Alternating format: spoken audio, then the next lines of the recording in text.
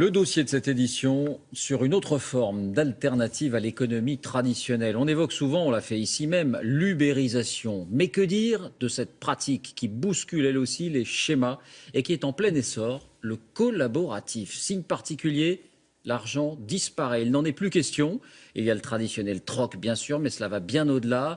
Bourse de babysitting, échanges en tout genre et même magasins gratuits. Vivre sans argent, dossier réalisé par Simon Ricotier et Johan Rolla avec nos bureaux en région. Des jouets contre une plante verte, des livres contre un appareil photo, pas de transaction, pas d'argent. Et si demain, tout devenait gratuit? Si tout s'échangeait? Josie? Bonjour. Bonjour. Josiane Maucurier et Mehdi Boukri ne se connaissent pas. Ils se sont donné rendez-vous pour faire un troc. Un livre sur la médecine japonaise contre un manuel de peinture acrylique. Bon j'espère que ça va vous être utile. Hein. C'est assez simple, c'est les techniques de base de peinture. Il n'y a pas d'échange d'argent, chacun y trouve son compte. Exactement. Ça me permet de faire vivre mon bouquin ailleurs et puis d'avoir ce précieux livre que je souhaitais avoir depuis longtemps. Ça ne coûte rien et on ne jette pas, on conserve, c'est parfait. Et peut-être que je le retroquerai contre autre chose, peut-être contre une autre technique, peut-être la peinture à l'huile. Tiens, ça, je n'ai pas encore touché. En quelques minutes, l'échange est conclu. Et ce n'est pas le premier pour Mehdi Boukri. Dans son appartement, il y a même une étagère réservée aux objets qu'il compte troquer. Des livres, des accessoires de photos. Le jeune homme propose même des cours de dessin et de peinture. Mais contre quoi il les échangera, ça, il ne le sait pas encore. Je fonctionne, moi, au coup de cœur. Je vais tomber sur un produit, sur un objet, et je vais me dire, c'est celui-là qu'il me faut. Et je vais considérer que c'est à peu près la même valeur que l'objet que je propose. Reste à poster une annonce sur ce site spécialisé, une photo de l'objet, un commentaire, et si quelqu'un est intéressé, les deux utilisateurs entrent en contact. Le troc, c'est aussi un moyen de garnir son dressing. Frédéric Massella vient de recevoir ce paquet d'une autre troqueuse. C'est mon petit cadeau de Noël. Un sac de marque contre lequel elle a envoyé un autre sac et des cosmétiques. Voilà, je suis ravie. Il vous plaît? Ah oui, il n'y a pas de problème. Et puis peut-être que c'est pas un achat que j'aurais fait. Dans le commerce, ce sac vaut plus de 500 €. En un an, Frédéric Massella a fait plus de 230 échanges. Elle n'a eu à payer que les frais de port. J'ai renouvelé des rideaux, j'ai un manteau en peau retournée, un manteau en laine, des pantacourts, des ceintures. Elle aussi trouve d'autres troqueurs sur Internet. Elle vient justement de recevoir une proposition. Elle a vu un lot de vernis à ongles que je propose, qui sont neufs. Et elle me demande si, en échange, il y a quelque chose dans son dressing qui serait susceptible de m'intéresser. Frédéric Massella craque finalement sur ce bijou, d'une valeur équivalente à son lot de vernis à ongles, 40 €. Il n'y a pas que les objets qui se troquent. Bonsoir Robin, ça va? Je te fais un petit bisou. Ces deux mamans échangent des gardes d'enfants.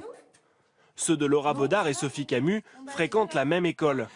Les mamans ne se connaissent que de vue, mais elles se rendent mutuellement ce service. On est en confiance, on connaît plus ou moins les parents et surtout les enfants souvent.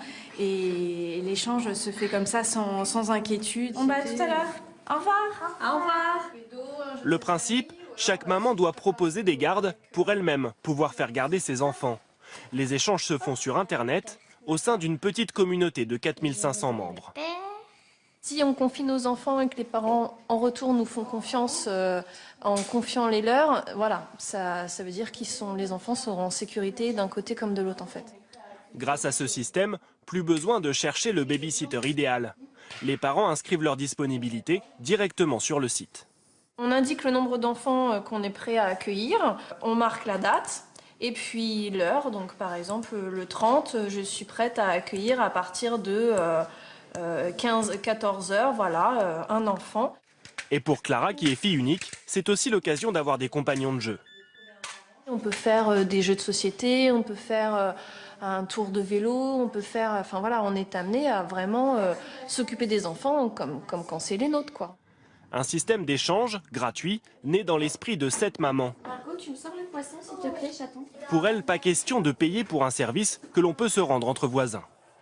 C'est important de s'entraider, c'est important de valoriser cette solidarité, mais aussi il y a très peu de dispositifs pour aider les parents. Dès que vous avez recours à une garde, c'est tout de suite très cher. En région parisienne, Paris, ça peut être entre 8 et 10 euros de l'heure. Objectif, atteindre 100 000 membres d'ici la fin de l'année. Et si tout devenait vraiment gratuit? C'est le pari de cette nouvelle boutique parisienne. Les mêmes rayonnages que dans un dépôt-vente. Ici, vous allez avoir tout ce qui est CD, magazine. Et ici, important, avec des vêtements sur sein. Mais aucune étiquette de prix. Tout est gratuit. Un système qui repose sur les dons de chaque visiteur. Ici, vous avez une table à dons, qui est le lieu qui vous permet de donner les objets dont vous vous dites que vous n'avez plus besoin. Et pas besoin de donner pour repartir avec des objets. Ce troc d'un nouveau genre a déjà séduit plus d'1 millier d'utilisateurs comme Françoise Novak. Ça, c'est une vieille boîte qui est rigolote. Ça, c'est une musique de Scott Joplin, qui est un jazzman absolument somptueux. On vient et on prend parce qu'on en a envie, on n'a pas besoin de dépenser de l'argent, on a envie de donner. Une démarche et une enseigne qui, selon la directrice, séduisent aujourd'hui des utilisateurs de tous les milieux sociaux. C'est pas un magasin de pauvres, c'est un magasin de tout le monde. Il y a des personnes qui vont venir parce qu'effectivement, ils vont avoir des fins de mois difficiles et ça, c'est super. Et d'autre part, on va avoir aussi des personnes qui n'ont pas de difficultés économiques, c'est-à-dire qui pourraient s'acheter ces choses-là, mais qui simplement veulent passer par ce système-là parce que c'est un système autour de la générosité, c'est un système autour du don. En France, ces lieux d'échange gratuits sont de plus en plus nombreux, comme cette boîte de dons à Lyon qui permet depuis quelques mois de troquer entre voisins.